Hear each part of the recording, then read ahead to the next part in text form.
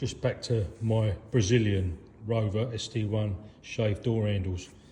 I just whipped this mirror apart, took it off, which I had to do anyway because I've got to clean everything up because it's all going to need rust treatment and painting wherever. Not that bit, that's just rust off the other bit, that's plastic.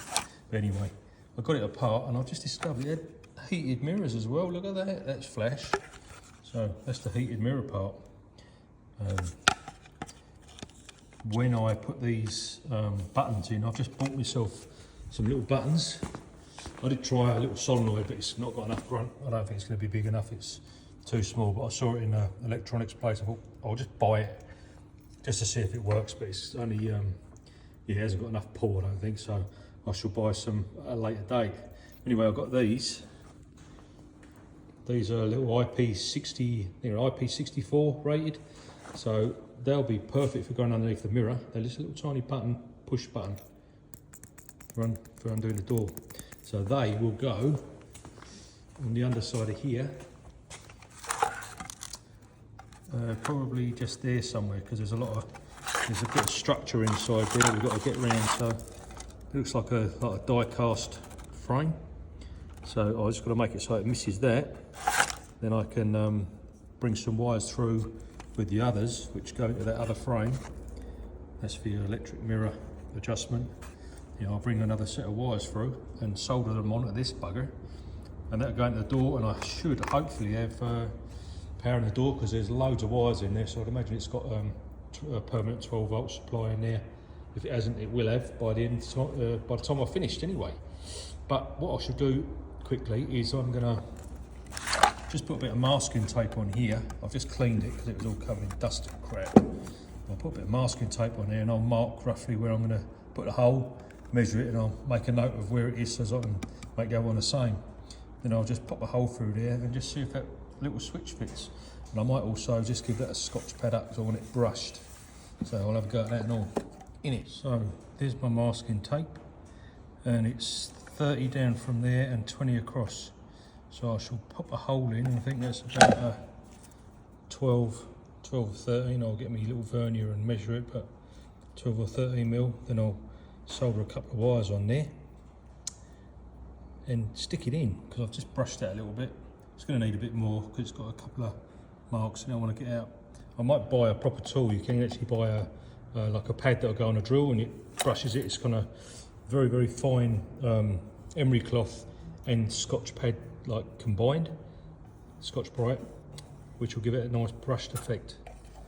But there, I'll drill a hole. So there's a little pilot hole, and looks like it's in a nice sort of spot there. If anything, yeah, that'll be all right, I think. It looks like. So that's a 12 mil hole. Hopefully that should go through there. I'll peel the tape off and I'll poke it in and put a nut on. Well, there we go. I've got the nut on there. And there's our little button. So when it's sitting on the car, you'll just see that. Well, you won't even see it. And only you and me know it's there. I've got to address this the cracking on here. I might just super glue that and then see if I can get some sort of it's hard plastic. You get some plastic paint and redo those satin black. But yeah, I should be able to save them. I haven't got another set. I thought I did, but they're gone. So yeah, just fill that up with super glue. And I think if you put baking soda on it, it acts as a filler, and it like makes it go off quicker as well. Shut up, train, noisy fucker. Yeah, well, there you go. That's one button in. I'll probably have to take it out again anyway, because I say I want to put more brush marks on that, but just to see if the concept works, and it bloody does. Unfortunately, someone got a little bit rough with that one. Prick. Yeah, it's got chips in it anyway, so I would have had to replace it, I suppose, but that's a shame, innit? But yeah, it was just a bit rough putting it in. But the wires are through, so I just need to get these solenoids and build that door up again just to see if I can make it work, and then I can repeat it on all four doors, apart from the button. On the other doors, it'll have a button probably in the center console to release the back doors when I've got passengers and what have you. Not that I will, probably, just be me and maybe me daughter, because no one else want to go in it, because it'd be noisy. So I'm going to try and make this little mount for this thing. So just got some scraps out of the wood bin. Screw that on there. So I'll just scribe a line down the back there. It's not going to be fantastic, it's only temporarily. Then whack some holes in here.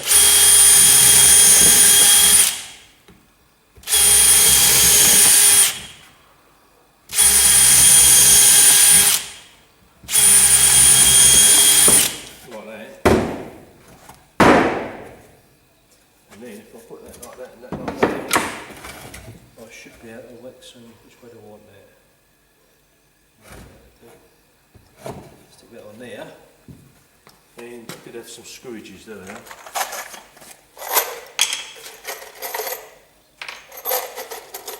I'll probably split the wood, but I'll say it's only for a mock-up, so it don't really matter.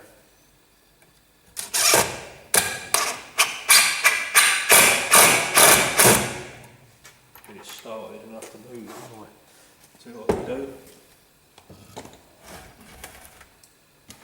That. There we go. Now I'll screw it right away up, can't I? Not with that one, just a drill, and that won't do screwing.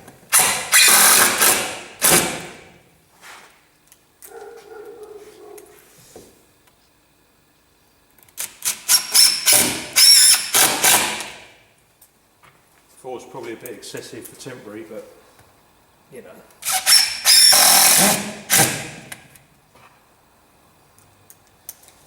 To the door. Right. Here we go. So first bit. Now I've got to drill some holes. Put a couple of 6mm bolts in them. Are they 6mm? Or are they smaller? Don't know. Anyway, we'll drill some holes in there for those bricks. So that's going to sort of go there. I'll make it up as high as I can and come over that down there to get the holes. No, I can't, but I can do that. And that'll be close enough. And then that one's going to be sort of up there. And that one's about down here.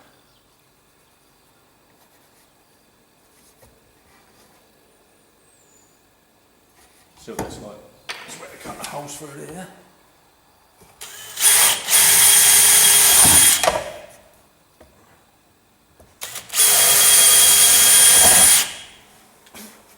And let's see if I've got some bolts that go through there. Bolts, where are they? Got bits of bobs everywhere, haven't I? Are they 6mm? Let's go and have a look. I'll go and grab a 6mm bolt. Hold on. And the kettle's just boiled as well.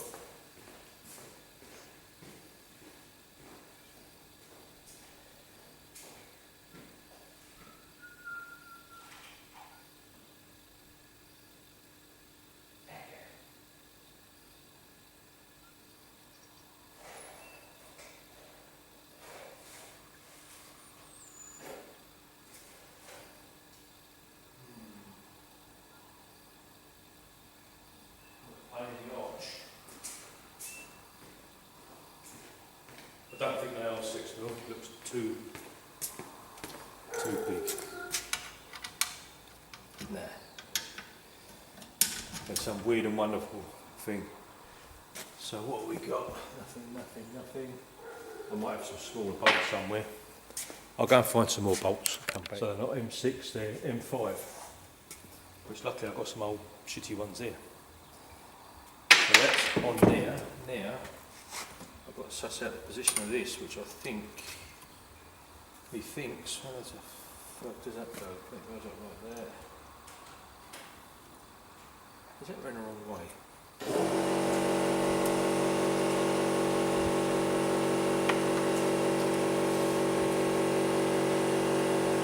I think it goes like that, so I might have to put a bit of timber up there.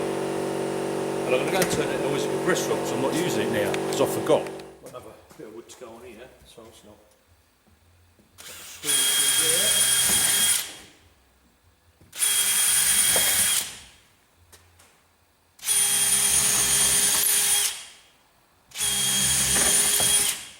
Probably definitely split because it's only plywood, but we'll try it anyway. That is going to go on there like that. And then I'm going to have to get a piece of steel just to screw to this to sandwich the door lock on, because that, yeah, otherwise it's not going to reach. Well, it might just now, so we'll do that. I need to find some more bleeding screws. I'll go and find some more screws. Right, so that's so far. This little bit of metal here is going to go right there like that somewhere. I'm just going to drill out the little slot for the that pin on the lock, and then I can screw through there, bolt that to that, and then that'll be sort of as it's got to go. I can put a handle on it and see what I've got to do. I was going to go and get a bigger drill bit for this. I might do it in the vise actually, because it's very sharp and you might cut your finger. I can neither confirm or deny that I have cut my finger with this bit of metal, but I might have done. But anyway, let's go and drill the holes. I've got this all sort of roughly set up.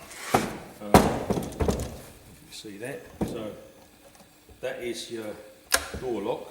So when you've got that like that, you can't, but actually with that,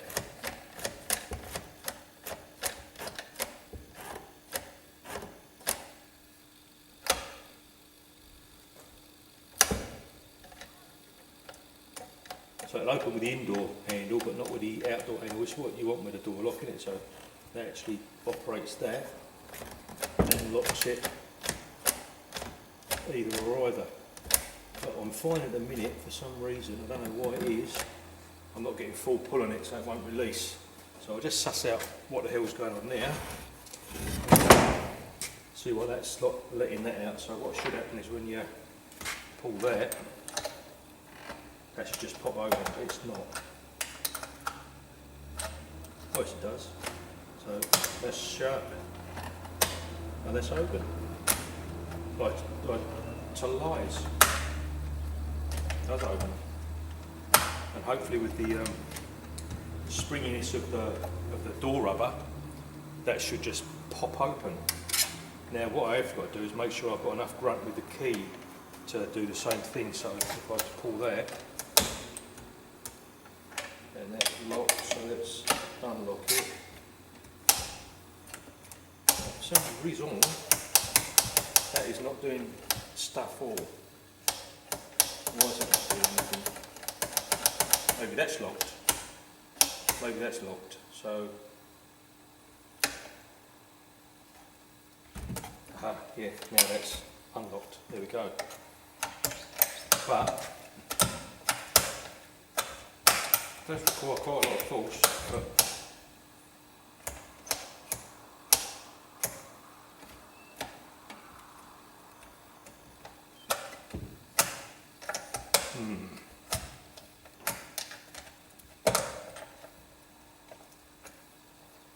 I don't think, looking at that key, whether that's got the leverage to do that, you know.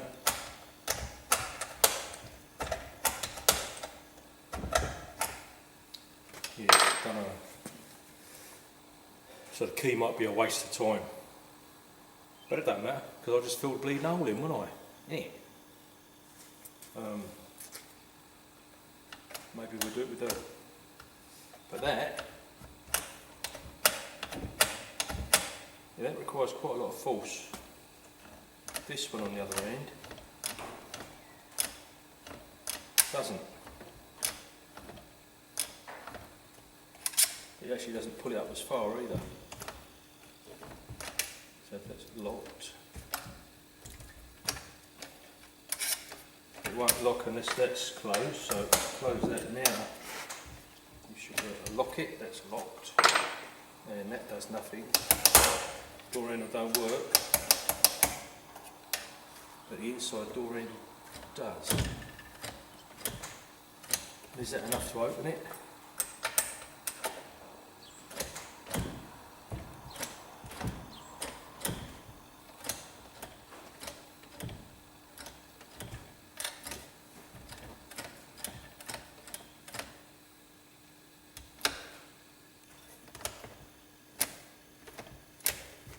that's now open.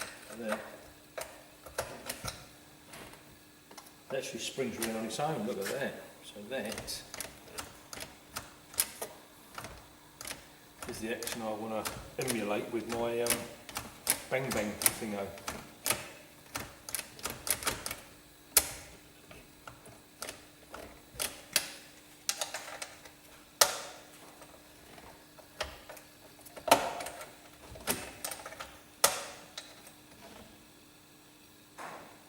I'll give that a spray of WD-40 and see how that goes in it. Right, so after lubricating that shit tons with me penetrine or whatever the fuck that is, it actually works, so it's made it a lot easier. So I don't need much movement on this by looks of things. So that's locked at the minute, and I only need a little, literally it's about 5mm of movement by looks of things when it's locked. So I reckon with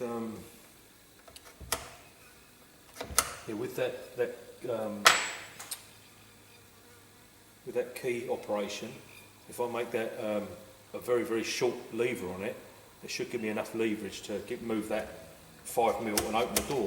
So that might work. And then the other one will be this central locking. All I've got to do with that really. Now that, where did that used to go? That.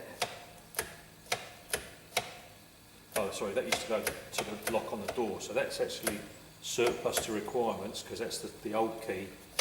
So that one can come off and come out of the way. So we'll pull him out. That's redundant. That one goes up to the knob. Let's move it up a little bit so you can see.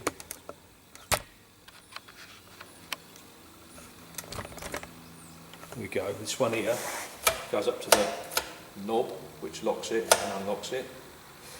And then come off your bastard, keeps getting caught up in that one. So that's going to be our one that go to the key, that little tiny one there. So I can reuse these rods probably to fit to the key holder thingo. But I'll do that another day probably. But that is sort of how it's going to work. Now when I get my solenoids turned up, I can mount that somewhere which is going to operate. What's it going to operate, Timmy? It needs to operate that bar there as well actually. It needs to operate this. So this one here, which is going to be our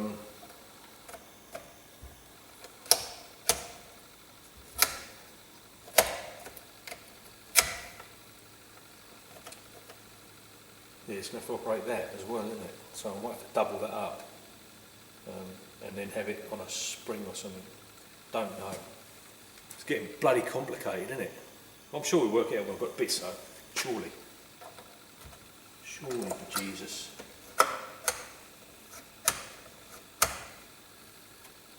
Why did that go all the way back then?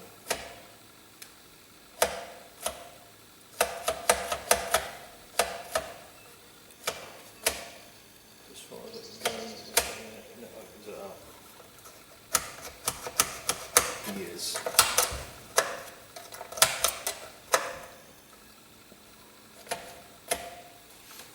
Yes, I'm sure I'll work it out. Anyway, bugger that.